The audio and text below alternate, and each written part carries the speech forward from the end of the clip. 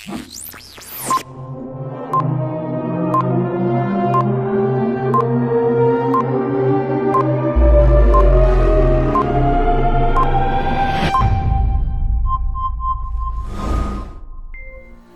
warga kerajaan Allah, welcome to GB Rock Bellagio Service. Sesaat lagi kita akan memulai ibadah online streaming ini. Mari kita pastikan kita telah menyiapkan hati, waktu, dan ajak anggota keluarga saudara untuk bersama-sama memuji dan menyembah Tuhan, serta mendengarkan kebenaran firman-Nya. Ibadah ini juga disertai dengan perjamuan kudus. Jadi pastikan saudara telah menyiapkan roti dan juga anggur sebelum mengikuti ibadah. Sebagai langkah untuk mempersiapkan generasi muda untuk menjadi the representative of Christ Kingdom, Rocky Bellagio telah menyiapkan kegiatan berupa Bible Study yang dapat diikuti oleh adik-adik Rocky dengan mengklik link yang akan dibagikan melalui grup WhatsApp. Kami yakin dan percaya melalui ibadah online streaming ini, kita semua akan diberkati dan mengalami lawatan Tuhan yang luar biasa. Selamat beribadah, Tuhan Yesus memberkati.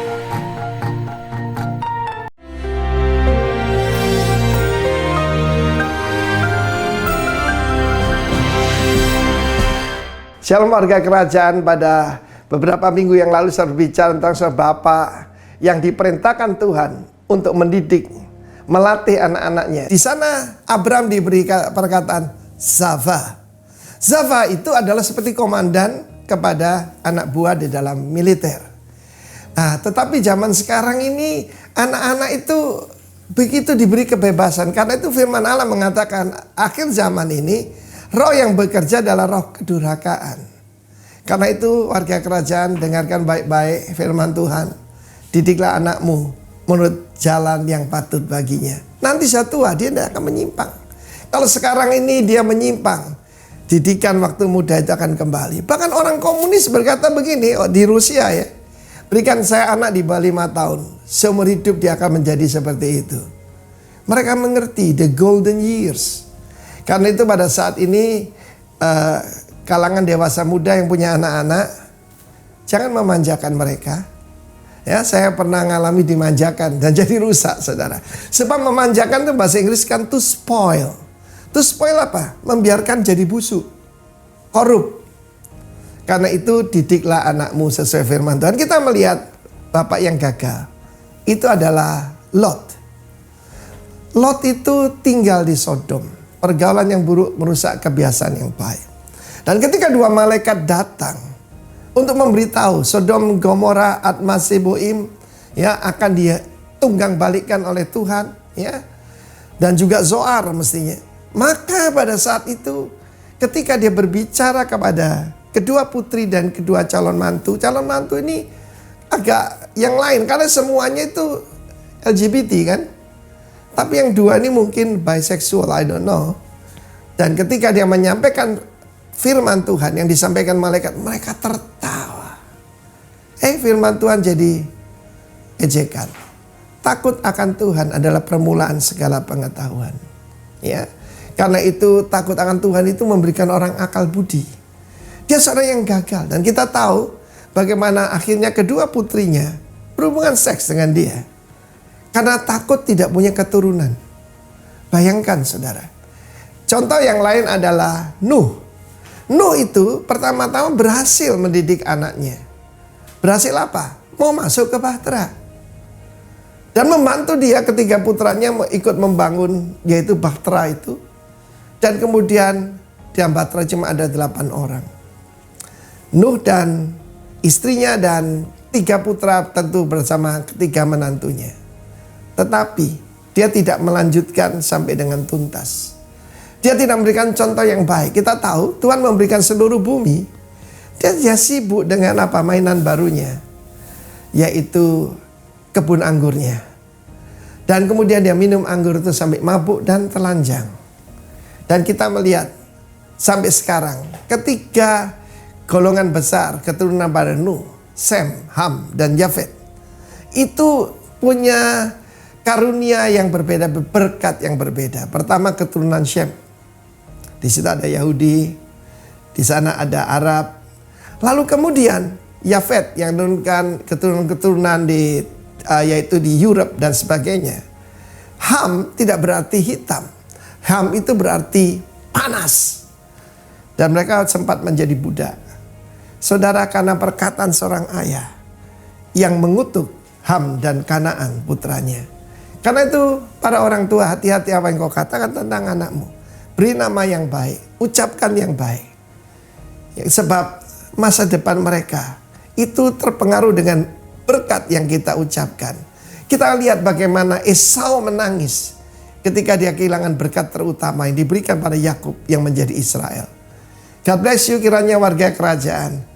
Tuhan memberkati kita semua. Haleluya. Amin.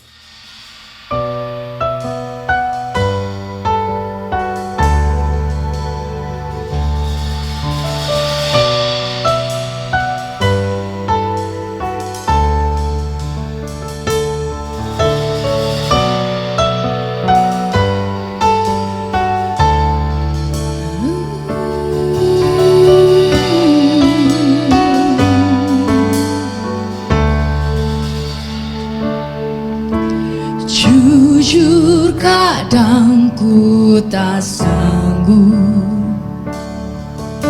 menghadapi semua bebanku,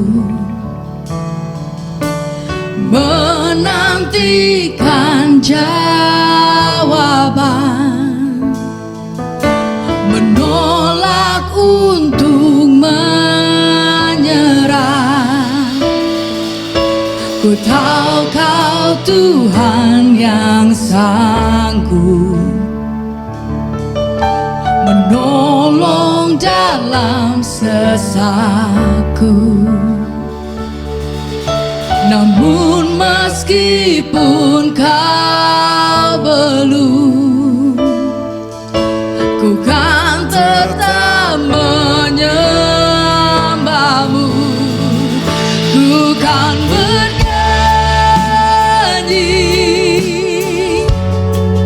sampai jiwaku percaya, sampai hatiku mendengar lagu pengharapan. Ku kan berserah, ku tahu aku tak sendiri. Ku yakin Kau mengasihiku,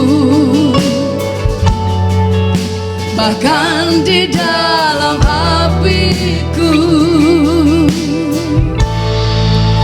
Ku kan menyembahmu.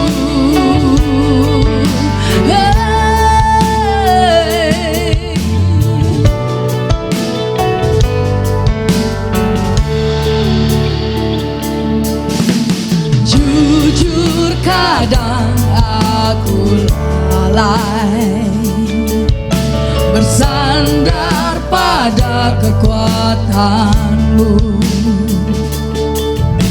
Di dalam kelemahanku,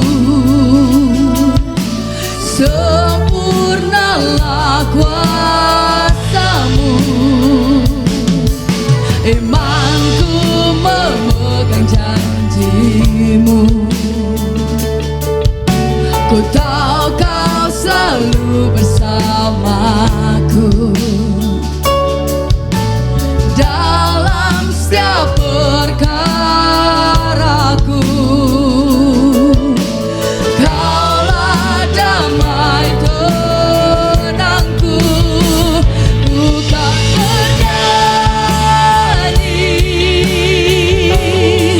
sampai jiwaku percaya, sampai hati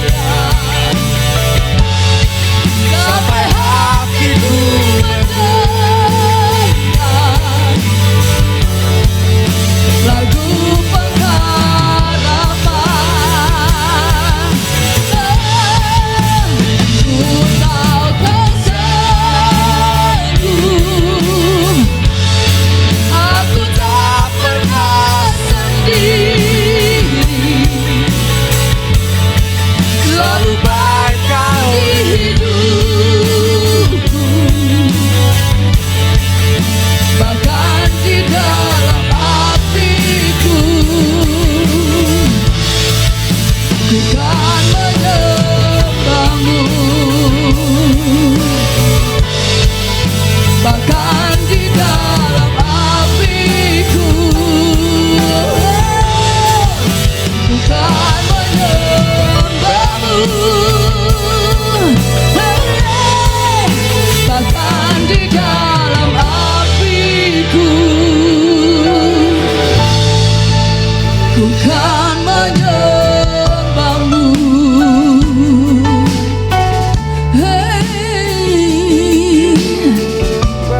selamanya Tuhan.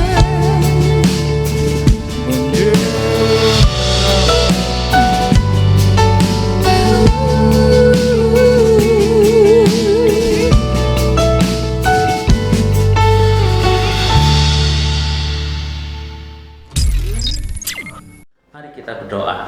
Tuhan Yesus, kami mengucap syukur buat hari ini, buat berkat-Mu, anugerah-Mu yang hebat atas kehidupan kami, Tuhan. Kami boleh ada, kami masih boleh hidup, Tuhan. Kami boleh menikmati berkat-berkat-Mu. Itu karena Engkau Allah yang luar biasa dalam hidup kami, Tuhan. Sebentar, Tuhan, kami akan melakukan ibadah online, Tuhan. Kami percaya Engkau Tuhan yang gak pernah dibatasi oleh ruang dan waktu, Tuhan. Dimanapun kami berada, kami percaya hadirat-Mu nyata, urapan-Mu ada, Tuhan, mengurapi setiap kami, Tuhan. Biarlah kami, Tuhan, dapat mendapatkan kebenaran firman-Mu, Tuhan. Siang hari ini, Tuhan, Engkau urapi hamba-Mu, menyampaikan kebenaran firman-Mu, Tuhan. Di dalam nama Tuhan Yesus kami berdoa. Amin. Shalom Bapak Ibu, saudara-saudara yang terkasih di dalam nama Tuhan Yesus. Ya, puji Tuhan, kita saat ini sudah melalui bulan Juli dan akan berakhir di minggu ini. Kita lihat betapa baiknya Tuhan dalam hidup kita, pemeliharaan Tuhan sempurna atas kehidupan kita. Ya, bulan-bulan ini tema gereja kita membahas tentang empower, ya, memberdayakan. Nah, beberapa minggu yang lalu Bapak Gembala satelit kita, Bapak Novik Firman, sudah membagikan tentang empower, dan juga Pak Roni Daud Simeon sudah membagikan tentang empower. Bapak Ibu saudara-saudara bisa melihat di YouTube kami, ya, minggu-minggu yang sebelumnya, dan Bapak Ibu bisa membaca lebih detail lagi, mendengarkan firman Tuhan lebih detail lagi.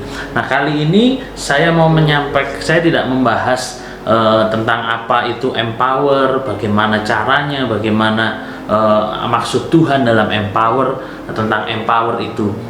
Tapi kali ini saya akan mau share tentang bagaimana Tuhan mengempower seseorang yang dari orang yang biasa-biasa saja menjadi orang yang luar biasa. Nah, oke, mari kita baca di dalam 2 Petrus, ya, pasal yang pertama, ayat pertama sampai yang kedua. 2 Petrus 1 ayat 1 sampai kedua. Nah, saya bacakan buat Bapak Ibu Saudara. Dari Simon Petrus, hamba dan rasul Yesus Kristus, kepada mereka yang bersama-sama dengan kami memperoleh iman oleh karena keadilan Allah dan juru selamat kita Yesus Kristus. Kasih karunia dan damai sejahtera melimpahi kamu oleh pengenalan akan Allah dan akan Yesus Tuhan kita. Nah, surat Petrus ini adalah surat berseri, saudara-saudara, ya. Ada beberapa surat seri di dalam Alkitab seperti 1 Timotius, 2 Timotius. Nah, ini surat seri itu adalah surat yang lengkap, ya. Saya senang nih kalau bicara tentang surat seri. Kalau Bapak Ibu yang suka nonton film, ya, biasa di rumah ada Netflix dan channel-channel yang lain, ada film seri. Nah, film seri seperti drama Korea, ya, dan lain-lain, itu adalah film yang ceritanya detail, ya, diceritakan tentang personal, latar belakang dari masing-masing pemeran.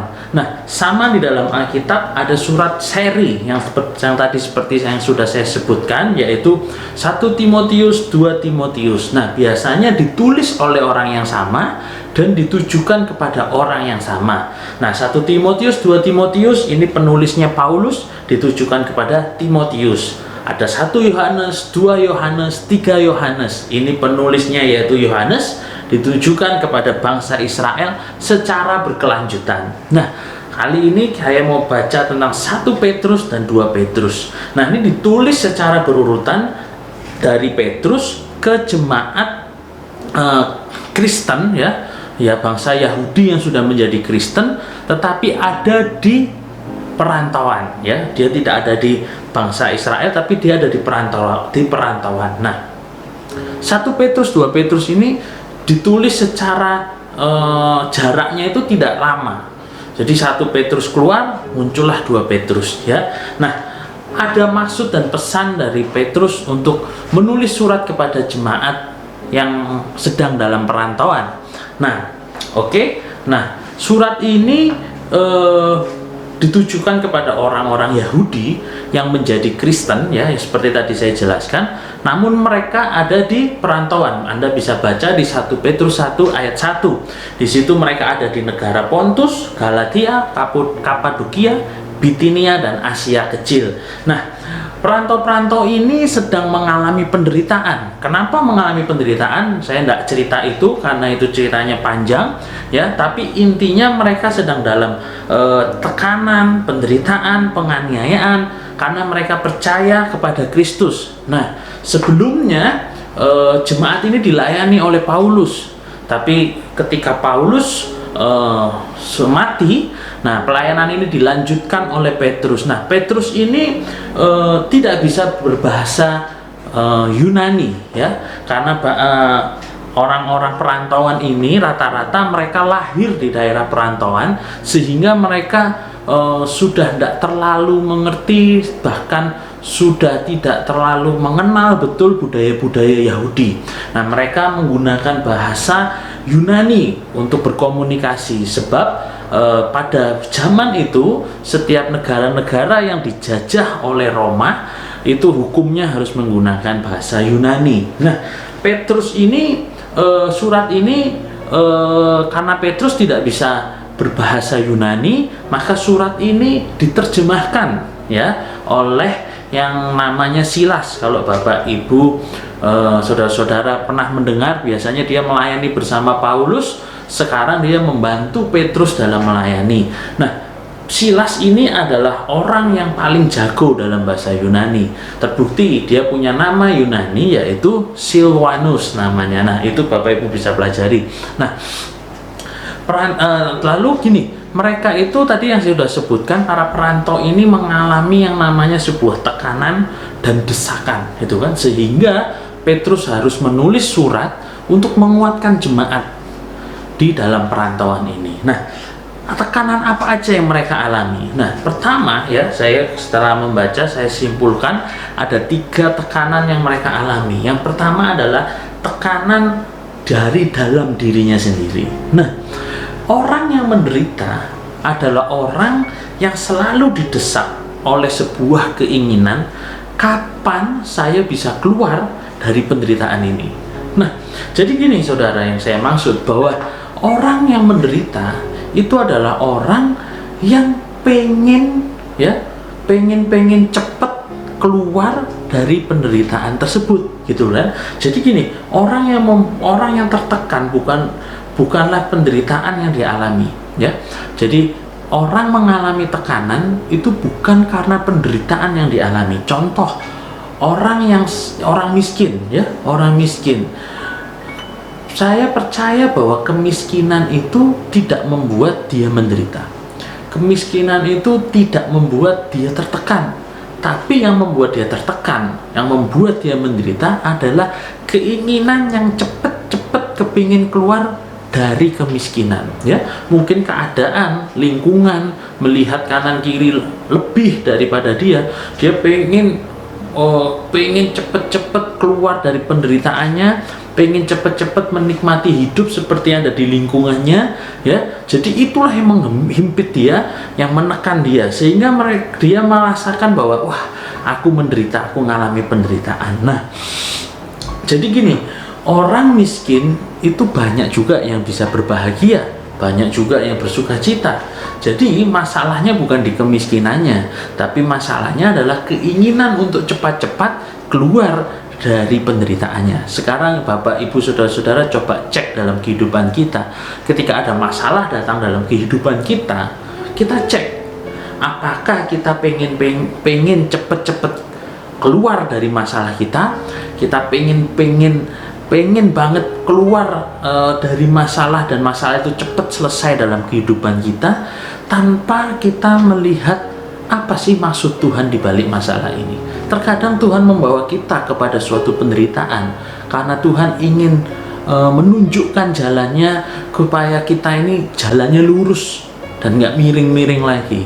Jadi sekarang ketika ada masalah, jangan buru-buru pengen keluar cepet-cepet dari masalah itu, tapi coba dicek dan direnungkan apa maksud Tuhan di balik masalah ini. Oke, saya cepat aja. Yang kedua yaitu perantau-perantau ini mengalami tekanan dari orang terdekatnya, ya, orang-orang yang rekan terdekatnya. Kebanyakan itu adalah orang-orang generasi di atasnya, penatua-penatua di atasnya. Kenapa? Karena begini, orang perantau ini yang tadi saya sudah ceritakan sekilas, yaitu mereka itu tidak lahir di Israel, tapi mereka lahir di tanah perantauan, sehingga mereka kurang begitu mengerti adat dan istiadat dari bangsa Yahudi, dan bahkan mereka menjadi orang Kristen, di mana bangsa Yahudi menentang yang namanya kekristenan. Ya, jadi mereka menekan seperti ini. Mereka mengatakan bahwa kamu ini menderita karena kamu meninggalkan Taurat, gitu kan? Jadi kamu mengalami penderitaan itu karena kamu meninggalkan Taurat. Nah, jadi mereka mengalami tekanan dari bangsa mereka sendiri. Ya, bangsa mereka selalu menghakimi mereka, selalu menuduh mereka. Salah satunya misal seperti gini, kamu ini kan punya nabi, namanya Nabi Musa. Kenapa kok kamu ganti dengan nabi yang namanya Yesus? Kamu punya hukum yang namanya hukum Taurat. Kenapa kamu ganti dengan hukum kasih karunia? Jadi kehidupan mereka itu selalu disalahkan, sehingga mereka mengalami tekanan dan tekanan. Ada contoh juga di dalam kehidupan kita sehari-hari. Pernah nggak kita melihat ketika ada orang sakit, lalu tiba-tiba ada orang lain datang, atau temannya, rekannya datang, dia ngomong gini, loh, kamu sakit lagi ya? Kenapa kamu sakit lagi? Pasti kamu bikin dosa ya, pasti kamu sakit. Nah, lucu kan? Mereka sering menghakimi tanpa dasar yang jelas. Orang sakit katanya karena kita bikin dosa maka kita sakit. Belum tentu, saudara-saudara. Nah, jadi jangan kita itu datang kepada orang yang selalu membawa sebuah penghakiman, karena mereka selalu menghakimi dengan suatu dasar yang nggak jelas. Oke, yang selanjutnya yaitu mereka dihimpit dari lingkungan mereka sendiri. Ketika mereka ada di dalam perantauan, ya, dia ada di daerah-daerah jajahan Roma, dan mereka berada di lingkungan orang-orang modern, bangsa Yunani, ya, mereka memiliki pikiran filsafat. Karena pada zaman itu Sokrates itu sudah muncul, ya, jadi filsafat udah muncul. Nah, orang-orang yang ada di lingkungan mereka berkata begini, pikiran tentang Tuhan itu harus diimbangi dengan pikiran filsafat tentang manusia. Jadi jika kamu berpikir teologis, maka sisi sosiologisnya juga harus dipikir. Jadi itu harus seimbang. Ada juga pada waktu itu aliran gnostik namanya, ya, yang ngomong gini, mana bisa manusia berdosa itu bersatu dengan Tuhan yang tidak berdosa, ya. Mereka juga bilang, mana bisa manusia yang ciptaan bersatu dengan penciptanya? Ada jarak. Kamu nggak akan bisa melewati itu.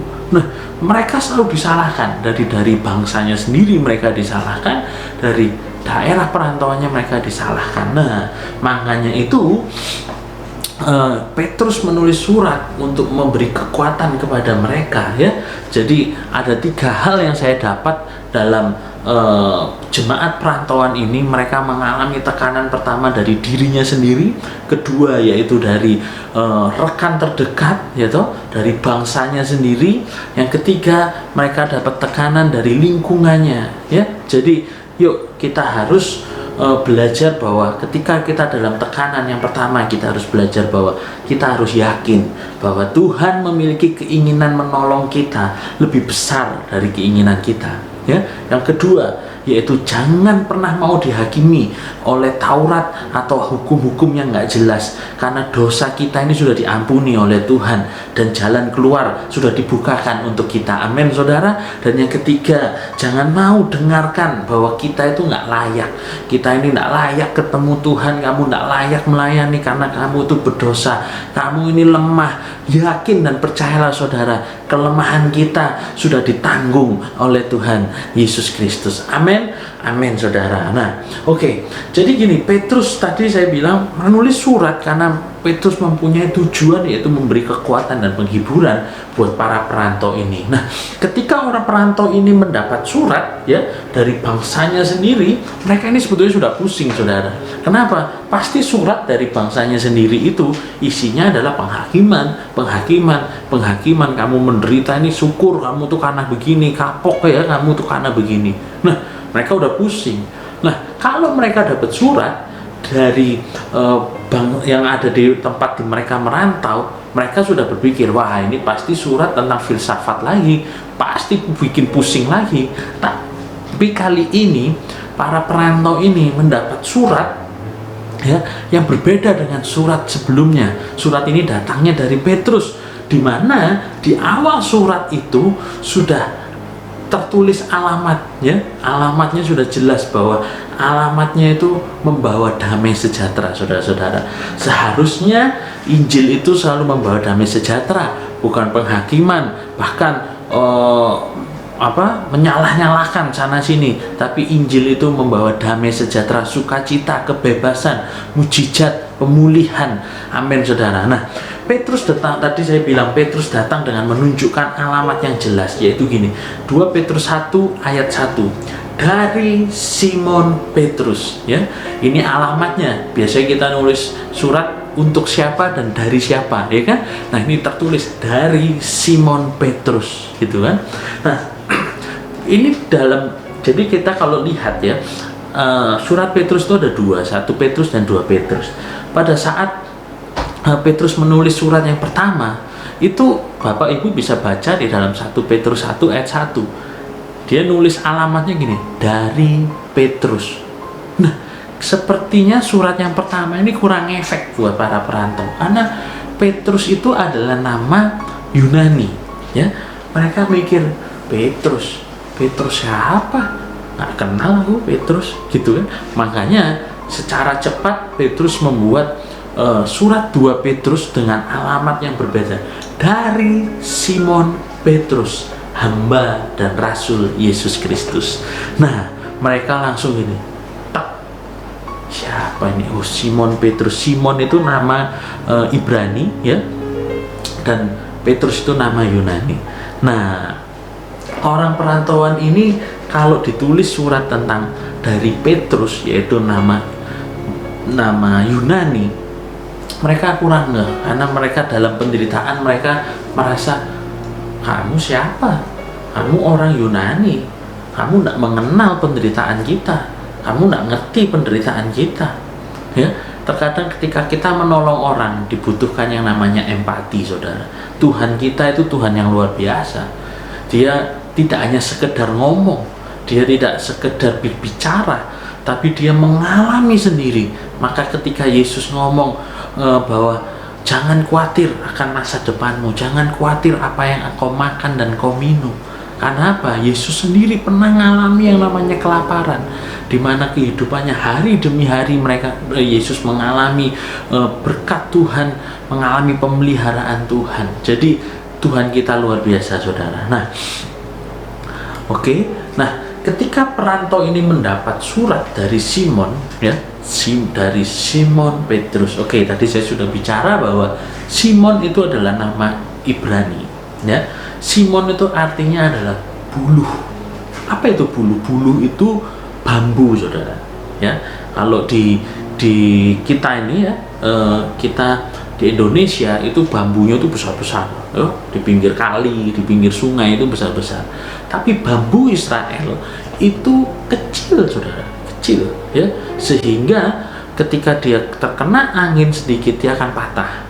Nah, makanya ketika orang Israel mendengar bahwa buluh yang mereka ingat itu hanya satu perkataan, yaitu buluh yang patah terkulai tidak akan diputuskannya, ya.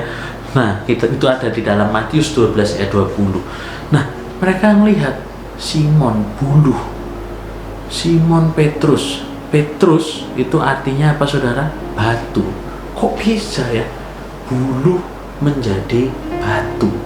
Ya, seharusnya buluh menjadi buluh yang kekar, ya. Tapi ini Tuhan jadikan menjadi batu yang kekar.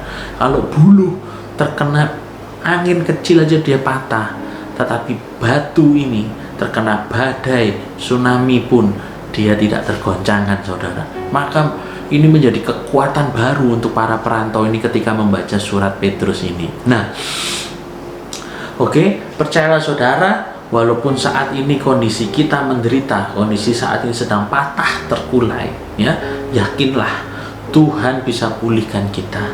Tidak setengah-setengah, tidak normal, namun pemulihan Tuhan itu luar biasa. Jadi Tuhan memulihkan kita itu nggak biasa-biasa saja tuh. Tuhan memulihkan kita itu ya bukan kembali kepada kondisi normal, itu sudah biasa. Tapi Tuhan mau pulihkan kita pada kondisi yang luar biasa, dari buluh menjadi batu, saudara. Oke, nah surat Petrus ini alamatnya saja sudah bagus, sudah good news, ya. Tadi saya sudah jelasin. Jadi para perantau ini baru baca saja permulaannya, mereka ini sudah diberkati. Kok bisa ya buluh menjadi batu, Simon menjadi Petrus, gitu kan? Nah, kita lanjut ya, 2 Petrus 1 ayat 1. Dari Simon Petrus, hamba dan rasul Yesus Kristus. Jika Petrus itu rasul, maka Simon Petrus adalah hamba dan rasul. Rasul secara hierarkis adalah pemimpin gereja. Bahkan umat gereja Katolik percaya bahwa Petrus ini adalah paus yang pertama. Namun Simon ini berkata, walaupun secara dinas aku ini pemimpin gereja, namun aku ini hamba. Nah, kita bisa melihat bagaimana seorang Simon Petrus itu diubahkan Tuhan. Nah, ini saya mau menceritakan, saya mau share bagaimana ketika empower itu bekerja, ketika Yesus bisa melihat potensi-potensi murid-muridnya, dan Tuhan Yesus mempersiapkan mereka menjadi orang yang berbeda, mereka menjadi orang-orang yang 180 derajat berubah. Nah, yuk kita belajar lebih lagi. Nah, karena kasih karunia ini, maka yang namanya Petrus tadi, seorang rasul, dia bicara dari Simon Petrus. Dia mengerti masa lalunya, yaitu aku ini adalah hamba, ya. Jadi saya percaya bahwa di tengah-tengah pandemi ini akan lahir pemimpin-pemimpin yang berhati hamba, pemimpin-pemimpin yang benar-benar mengempower, ya, jemaatnya menjadi orang-orang yang hebat. Amin. Yuk kita lanjut ya.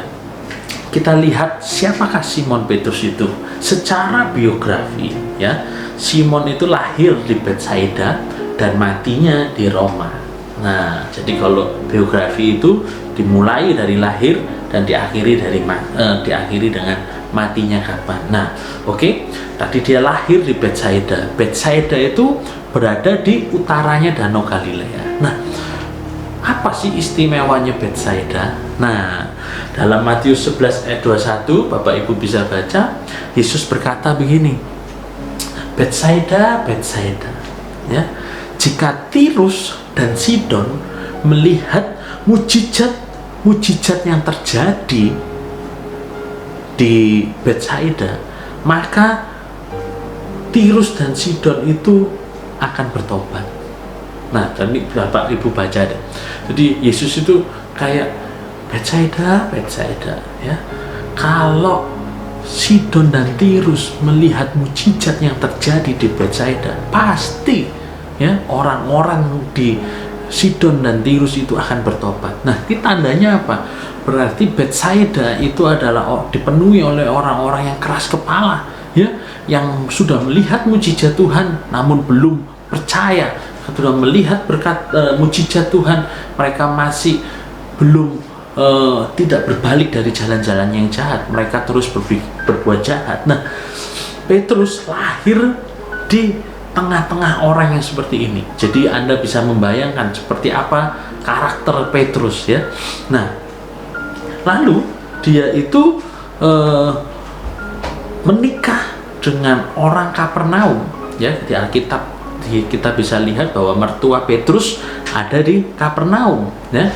Nah, apakah istimewanya Kapernaum? Ada, Bapak Ibu bisa baca di Matius 11 ayat 23. Yesus pun bicara begini, Kapernaum, Kapernaum, ya, jika Sodom dan Gomora melihat mujizat yang terjadi di Kapernaum, maka Sodom itu masih ada sampai sekarang.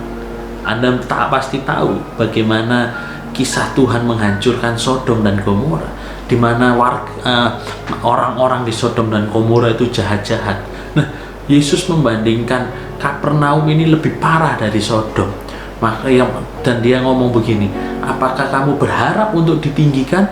Tidak, malah kamu akan diturunkan, ya, ke dunia orang mati.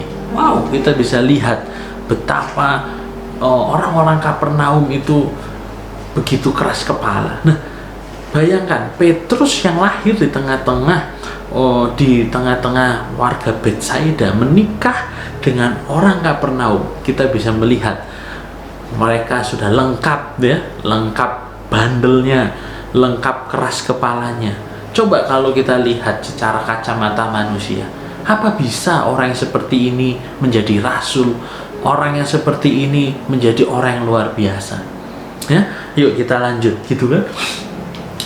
Model seperti ini, ya, Petrus ini mungkin kalau saat ini, ya, kalau untuk pelayanan nanti dulu, ya. Nah, sering kita para pelayan-pelayan atau pemimpin gereja itu memilah-milah orang karena ngelihat modelnya.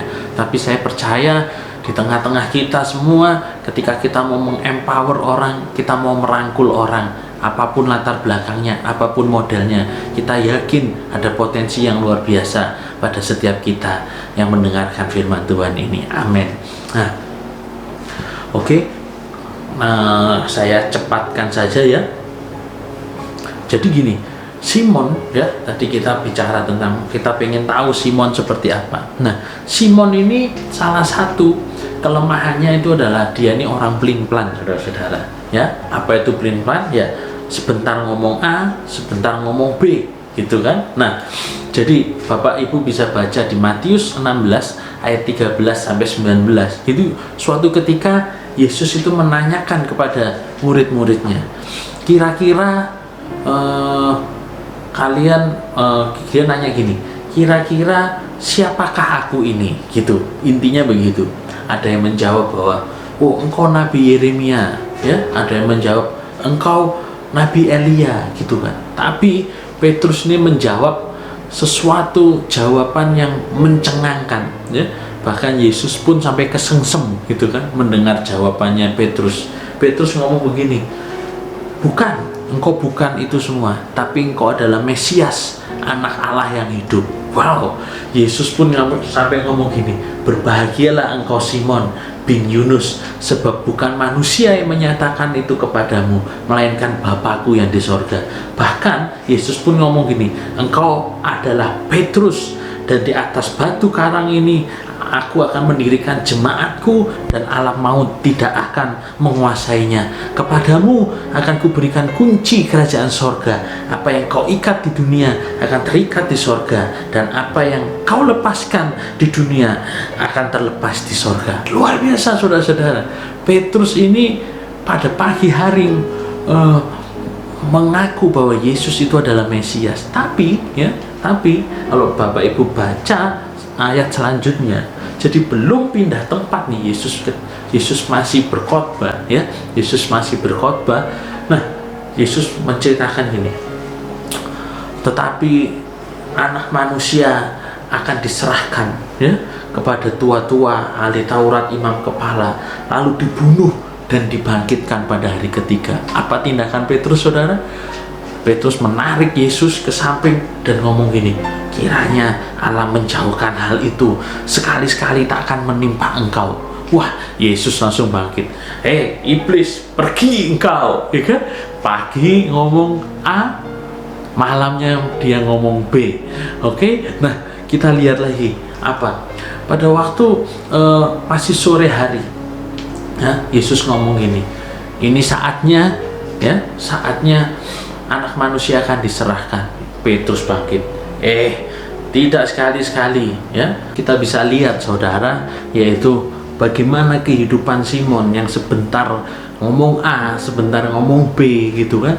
Poin pertama yang saya pelajari tentang kehidupan Simon, dia omongannya nggak bisa dipegang, saudara. Dia adalah orang yang pelin-pelan. Selanjutnya kita bisa lihat di dalam Matius 26 ayat 30 sampai 35, di mana hari di mana Yesus akan diserahkan, saudara. Di situ dikatakan bahwa ayat 31, Yesus berkata, malam ini kamu semua akan tergoncang imanmu karena aku, sebab ada tertulis, aku akan membunuh gembala dan kawanan domba itu akan tercerai-berai. Akan tetapi sesudah aku bangkit, aku akan mendahului kamu di Galilea. Sudah lihat apa reaksi Simon? Simon langsung berdiri. Biarpun mereka semua tergoncang imannya karena engkau, aku sekali-sekali tidak. Itu sore hari, saudara. Ya, di malam harinya, ya, berbeda. Ketika Yesus ditangkap, ya, ada seorang anak kecil ngomong, bukankah kamu selalu bersama-sama dengan Yesus, orang Galilea itu? Lalu Simon menyangka, enggak, bukan, aku tidak tahu apa yang kau maksud, gitu. Lalu dia minggir, saudara. Ketika dia ada di pintu gerbang, seorang hamba lain melihat dia dan berkata, orang ini bersama-sama dengan Yesus, orang Nazaret itu. Simon langsung bicara, aku nggak kenal orang itu, aku nggak kenal orang itu. Lalu dia minggir lagi, saudara.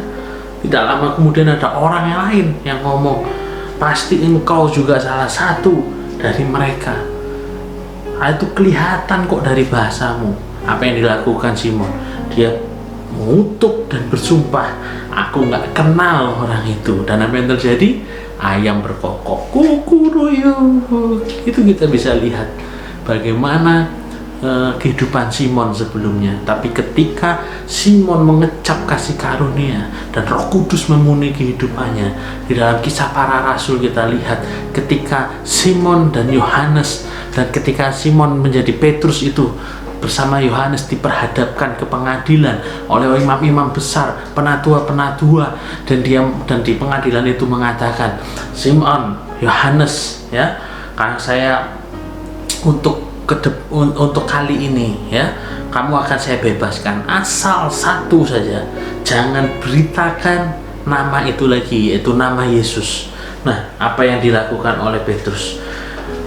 Dia berdiri, dia tunjuk mereka. Ini versi saya, saudara-saudara. Hai kalian imam-imam besar, para penatua-penatua, silahkan putuskan sendiri, ya, mana yang lebih benar, taat kepada Allah atau taat kepada anda semua. Wah, pengadilan itu ribut, saudara, karena di situ ada orang yang telah mengalami mujizat kesembuhan, dibebaskan dari roh-roh jahat. Mereka ribut dan imam yang besar kewalahan, sudah cukup, bubar. Dan tidak ditemukan satu alasan pun untuk menghukum Petrus dan Yohanes. Ini kita lihat betapa kokohnya iman dari seseorang yang namanya Simon Petrus, saudara. Hal yang kedua yang saya pelajari dari kehidupan Simon ini adalah orang miskin, saudara. Kita bisa lihat kisah latar belakang Simon, di mana dia lahir tadi di Betsaida, ya, dari Kapernaum, dan pekerjaannya adalah nelayan, ya. Suatu ketika di dalam Matius 17 ayat 24 sampai 27 ada sebuah kisah di mana Simon ini tidak bisa bayar bea bait Allah, ya, cukai bait Allah. Itu nilainya hanya 2 dirham. Itu kecil, saudara, pada waktu itu. Dia nggak bisa, dan dia datang kepada Yesus. Dan ketika Yesus tahu apa yang dia maksud, dia tanya kepada Simon, menurutmu apakah kita itu wajib membayar pajak di negeri kita sendiri? Enggak perlu, kata Simon itu. Nah, betul katamu. Tapi daripada kita jadi batu sandungan, ya bayaran pajak itu. Simon muter-muter, enggak bayar-bayar saudara. Karena apa? Karena dia enggak punya uang, ya kan? Yesus tahu, dan Yesus ngomong, oke, kamu pergi mancing sana. Ikan pertama yang kamu dapat, buka itu mulutnya. Kamu akan lihat ada uang di situ sebesar 4 dirham. Bayar untukmu 2 dirham dan 2 dirham buat aku. Coba Anda bayangkan, mujizat ini terjadi saudara. Nggak usah ngomong mujizat Petrus, Simon mendapat uang. Ikan menggigit uang aja itu adalah sebuah mujizat saudara. Ya, Tuhan lihat tuh, ketika Tuhan bekerja dalam kehidupan Simon, Tuhan bertanggung jawab saudara-saudara. Bahkan pajak pun Tuhan bertanggung jawab. Kita lihat kisah selanjutnya. Ketika Simon menjadi Petrus, tadi saya bilang pada kehidupan pada zaman kisah para rasul itu benar-benar dihargai, benar-benar dihormati. Bahkan kehidupan mereka berkelimpahan sebab para jemaat mula-mula menjual harta mereka, menjual tanah mereka, dan hasil penjualannya itu diletakkan di kaki para rasul-rasul. Biasanya saudara, orang miskin dan tiba-tiba mempunyai jabatan, wah biasanya keblinger, ya. Mereka udah serakah akan uang, ya, mata duitan. Tapi berbeda dengan Petrus. Terbukti ketika Ananias mau bawa uang hasil penjualan tanahnya, Petrus tidak buru-buru ambil itu. Petrus tidak, oke, taruh situ, taruh rekening aku, enggak. Tapi Petrus dengar suara Roh Kudus. Dia ngomong begini, Ananias, tanah itu sebelum kamu jual itu kan milikmu. Ketika kamu jual pun tanah itu masih milikmu. Lah ngapain kamu mendustai Roh Kudus? Maka binasalah kamu. Akhirnya apa saudara? Ananias binasa. Begitu juga dengan istrinya Safira. Dia datang dan mendustai juga, dan terjadilah binasa. Kita lihat Petrus tidak bisa diubahkan dengan yang namanya uang saudara. Petrus mengalami hal yang baru. Dia punya integritas saudara. Kita bisa lihat bagaimana ketika Yesus mengempower muridnya yang satu ini menjadi murid yang luar biasa, rasul yang luar biasa. Saya cepat saja. Yang ketiga yang saya pelajari dalam kehidupan Simon. Kita lihat kan, Simon di dalam Matius 8 ayat 14 sampai 15. Ketika dia mengharapkan kesembuhan, dia harus menunggu Yesus melayani perwira di Kapernaum. Dan ketika Yesus telah selesai melayani perwira di Kapernaum itu, dia menunggu Yesus masuk ke dalam rumahnya untuk menyembuhkan mertuanya. Tapi ketika dia menjadi Petrus, apa yang terjadi saudara? Bayang-bayangnya saja dapat menyembuhkan orang sakit. Kita lihat perubahan yang luar biasa dalam kehidupan Petrus saudara-saudara, ya. Kehidupan Simon Petrus ini diubahkan 180 derajat. Kita bisa melihat latar belakang yang sangat berbeda signifikan. Yesus berhasil mengempower Simon ini. Simon mau dimuridkan dan menjalani proses. Jadi kuncinya itu saudara. Ketika seorang pemimpin atau bapak rohani atau kita sebagai bapak jasmani mau mengempower mengempower anak-anak rohani kita, kuncinya satu saudara, kita harus menemukan murid. Orang yang mau dimuridkan, dia akan sukses menjalani empower, dia akan sukses kepada tujuan yang akan Tuhan taruh dalam kehidupan mereka, sehingga potensi itu keluar dari kehidupan. Tadi kita lihat Simon Petrus, dan kita lihat hal-hal yang luar biasa yang dilakukan oleh Simon Petrus. Nah, Yesus, kita melihat Yesus adalah salah satu pribadi yang berhasil mengempower. Kita harus belajar dari kehidupan Yesus. Bahkan Yesus ketika melayani dalam 3,5 tahun pelayanannya, dia pun bisa melakukan saudara mujizat menyembuhkan orang melalui bayangan. Tapi Yesus tidak melakukannya. Sebab apa? Karena Yesus tahu itu bagiannya Petrus saudara. Nah, kita lihat Pemimpin yang berhasil adalah pemimpin yang tidak takut tersaingi oleh orang yang dipimpinnya. Bahkan dia akan bersuka cita ketika orang yang dipimpinnya itu lebih hebat dari dia. Mari bapak-bapak rohani, mari bapak-bapak jasmani, kita empower anak-anak rohani kita. Kita yakin dan percaya ada potensi yang luar biasa dalam kehidupan mereka. Oke, ini sharing saya, dan kiranya Tuhan Yesus memberkati. Pesan saya, teruslah kita mengempower orang-orang yang ada di sekeliling kita.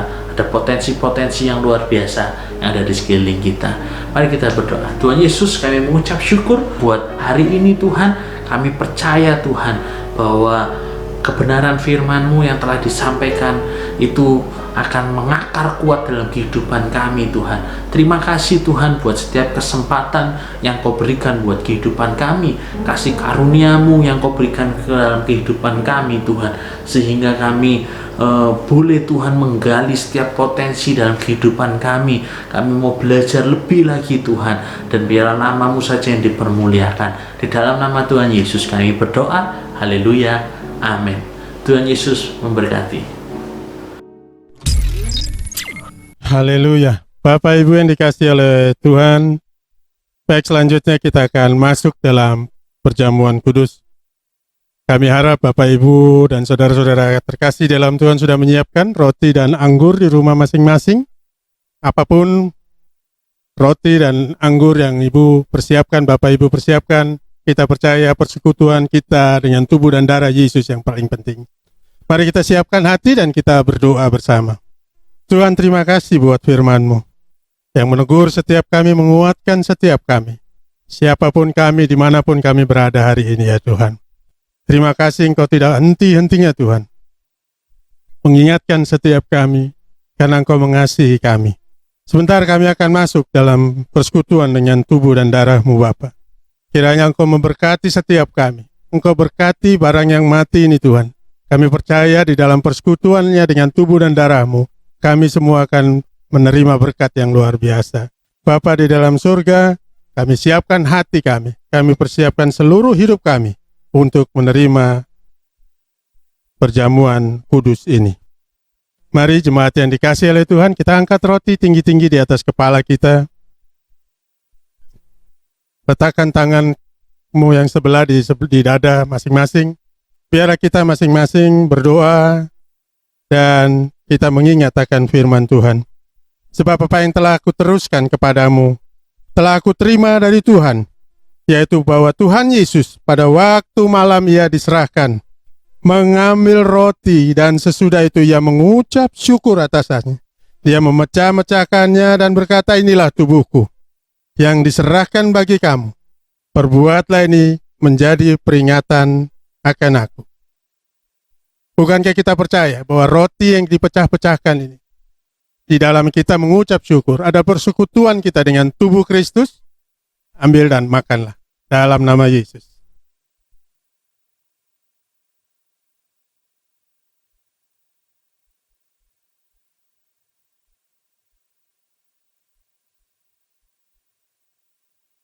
Selanjutnya kita angkat cawan tinggi-tinggi di atas kepala kita.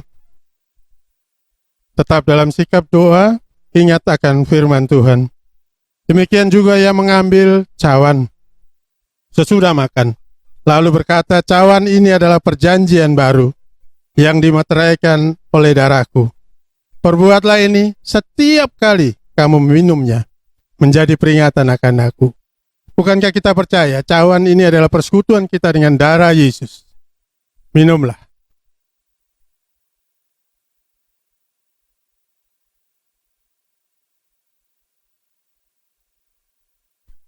Terima kasih Tuhan.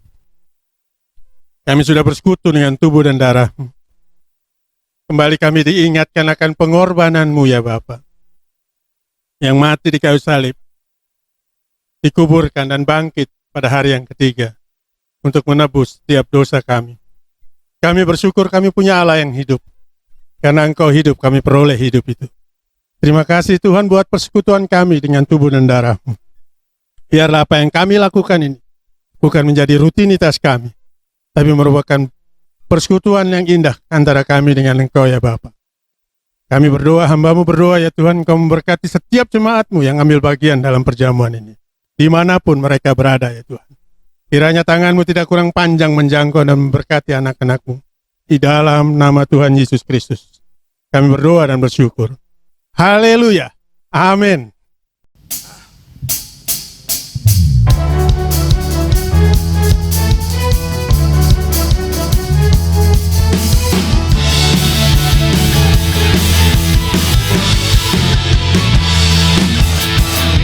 Tiba saatnya kami berkumpul bersatu dari setiap suku dan bangsa,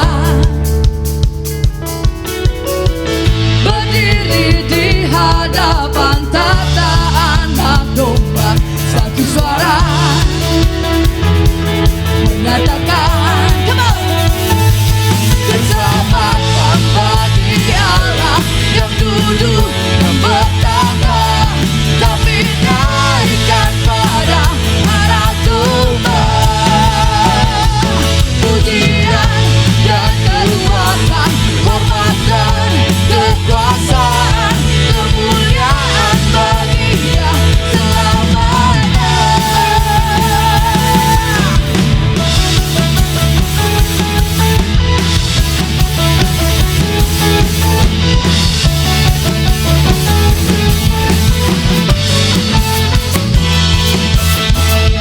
Tiba saatnya kami berkumpul bersatu dari setiap suku dan bangsa, berdiri di hadapan tata anak domba, satu suara menyatakan sama-sama keselamatan bagi Allah yang duduk dan bertata. Kami naikkan pada anak domba, pujian dan kekuatan, hormat dan kekuasaan, kemuliaan bagi Dia selamanya. Keselamatan bagi Allah yang duduk dan bertata. Kami naikkan pada anak domba, pujian dan kekuatan, hormat dan kekuasaan, kemuliaan bagi Dia selamanya.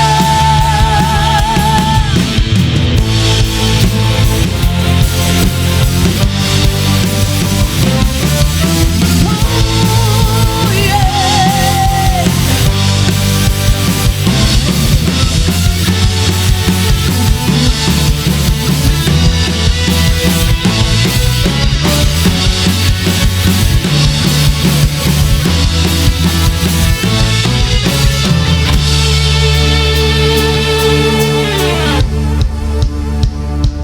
Keselamatan bagi Allah yang duduk dan bertata. Kami naikkan pada anak domba, pujian dan kekuatan, hormat dan kekuasaan, kemuliaan bagi Dia selamanya. Keselamatan bagi Allah yang duduk dan bertata. Kami naikkan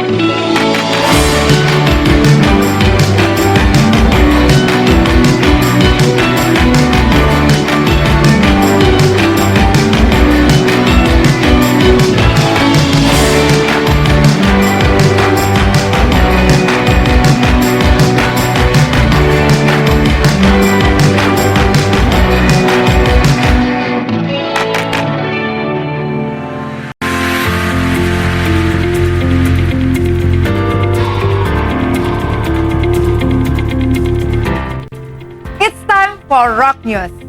Untuk ibadah minggu depan akan diinformasikan lebih lanjut melalui Komsel, grup WhatsApp, dan media sosial kami.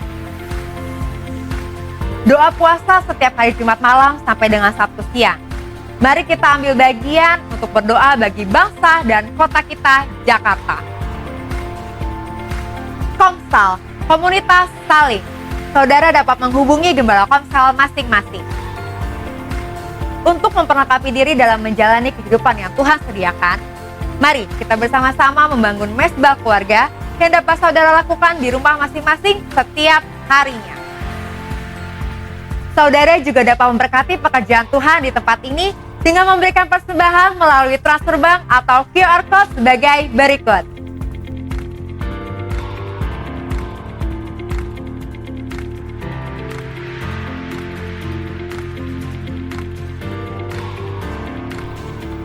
Demikianlah ibadah online streaming GBI Rock Bellagio minggu ini.